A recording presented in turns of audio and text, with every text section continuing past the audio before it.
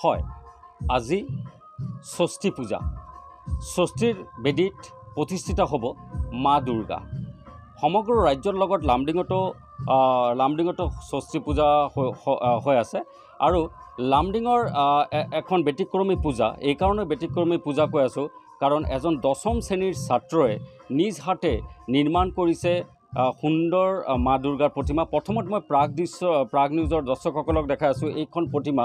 এই প্ৰতিমাখন মন কৰক, এটা সৰু সুন্দৰ মা দুৰ্গাৰ প্ৰতিমা।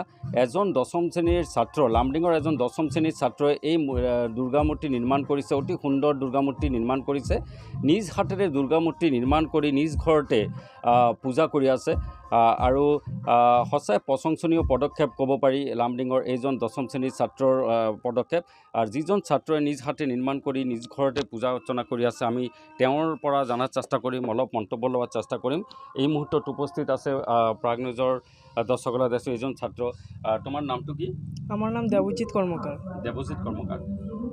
এই মূৰ্তিত তুমি নিজে নিৰ্মাণ কৰিছা নেকি? নিজে বানিয়েছি। নিজে নিৰ্মাণ কৰিছা নিজ ঘৰতে? নিজ ঘৰতে। এই মূৰ্তি নিৰ্মাণ কৰোঁতে তোমাৰ কিমান দিন সময় লাগিছে? 2 months। 2 মাহ লাগিছে। ঘৰতে নিৰ্মাণ কৰিছা। ঘৰত। কিহৰ বাবে মানে তোমাৰ এই মানে এইটো মনত আহিছে যে নিজ হাতেৰে নিৰ্মাণ কৰি তুমি কৰিবা? আমার ছোটোবেলার থেকে ইচ্ছা ছিল আর কি মায়ের পূজা করার, তো আর কি আমি নিজেই মায়ের মূর্তি নির্মাণ করলাম এবছর। আমি গেলেও 2 বছর আমি মূর্তি নির্মাণ করেছি, তো এবছর আমি নিজেই মূর্তি বানিয়ে নিজেই পুজো করেছি, নিজে পুজো করব। হয়, নিশ্চয়কৈ এজন ছাত্ৰই জানিবলৈ দিছে যে তেওঁ সৰুৰ পৰা এটা শখ আছিলে যে নিজৰ হাতে মূৰ্তি নিৰ্মাণ কৰি নিজে পূজা কৰিব আৰু এই যে তেওঁৰ সপোনটো আছিলে আজি ছাকচেছ হৈছে, সফল হৈছে।